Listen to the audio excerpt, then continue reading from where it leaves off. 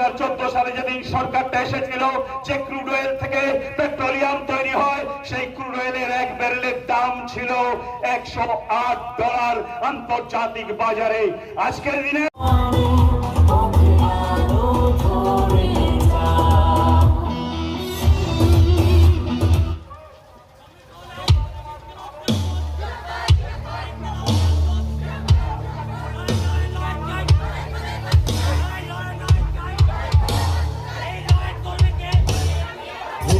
ঝড় তুলে দেখা হোক রাজপথে, দ্বিধার বাধা তুলে চলো লড়ি একসাথে। স্লোগানের ঝড় তুলে দেখা হোক রাজপথে, হাল ফেরাতে লাল ফেরাও, লাল ঝান্ডার ঢেউ, হাল ফেরাতে লাল ফেরাও। প্রত্যাশা করেছিলেন এই সরকার এলে আমাদের সুবিধা হবে, সে বন্ধুরা আজ সবচেয়ে বড় বেশি হতাশ।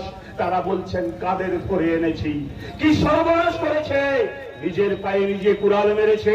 সেই বন্ধুটিকে গত 4 বছরে সিপিআইএম এর বিরুদ্ধে কখনো মিছিলে আক্রমণ, কখনো নেতাদের বাড়ি আক্রমণ, কখনো ভাঙচুর, কখনো অর্থনৈতিক ভাবে ক্ষতি করা, তার সম্পদ ধ্বংস করার কাজে লাগিয়েছে বিজেপি।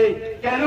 কারণ সেই ছেলেটি সমাজ বিরোধীর পরিচয়ে বড় হবে, আর সমাজ বিরোধীর পরিচয়ে বড় হলে সমাজে তার গ্রহণযোগ্যতা থাকবে না।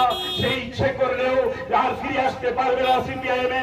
সে ভুল স্বীকার করে তার ভুলের মাসুল দিতে এই সরকারের বিরুদ্ধে যেন যুদ্ধে অবতীর্ণ হতে না হয়, তারই জন্য তাদেরকে সমাজ বিরোধীর খেতাব লিখিয়ে দিয়েছেন গত 4 বছরে। সেই বন্ধুদের কাছে বিনয়ের সঙ্গে আবেদন করছি, বন্ধু, আপনি যতটাই মিছিল করুন না কেন, আপনি যতটা সিপিআইএম এর বাড়ি ভাঙুন না কেন, আপনার বাবাকে বই বাজারে গিয়ে সরিষার তেল সংগ্রহ করতে গেলে 200 টাকাই দিতে হয়। সিপিএম এর যে বন্ধুটির বাড়ি ভাঙছেন তারও 200 টাকা দিতে হয়, আর আপনি যে ভাঙছেন আপনার বাবাকেও কিন্তু ওই 200 টাকাই দিতে হয়। কাদের জন্য ভাঙছেন? কিসের জন্য? কিসের মোহ?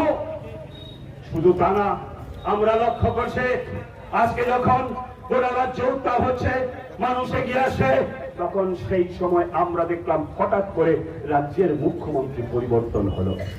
সবজি আনা নেওয়ার খরচ বাড়ে, মাল আনা নেওয়ার খরচ বাড়ে, প্রত্যেকটা ক্ষেত্রে খরচ বাড়ে। তাই পেট্রোল ডিজেল তার মূল্য বৃদ্ধি হচ্ছে সবচেয়ে বড়।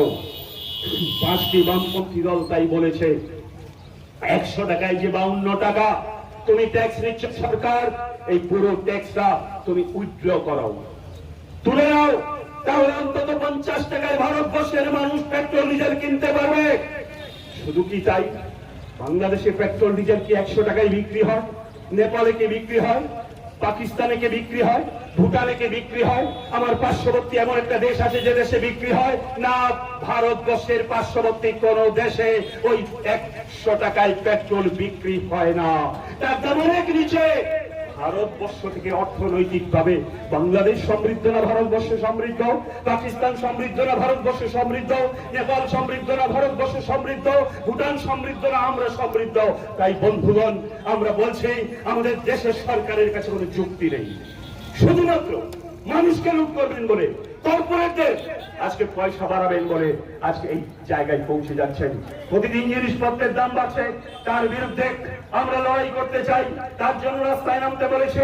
এটা অন্যায় দাবি না, এটা শুধুমাত্র সিপিআইএম এর দাবি না, বামপন্থী দলের দাবি না। আমার যে বন্ধুটি বিজেপি করতেন, এই নির্বাচনের আগে 2018 সালে ওই প্রতিদিন সিপিআইএম এর সঙ্গে টক্কর দিচ্ছিলেন। সিপিআইএম এর বন্ধুরা একটা পতাকা লাগালে সেই এলাকায় আরো 3টি পতাকা লাগিয়ে তার সঙ্গে প্রতিযোগিতায় অবতীর্ণ হয়েছিলেন। যিনি স্বপ্ন দেখেছিলেন এই সরকারটা আসলে পরে আমাদের জিনিসপত্রের দাম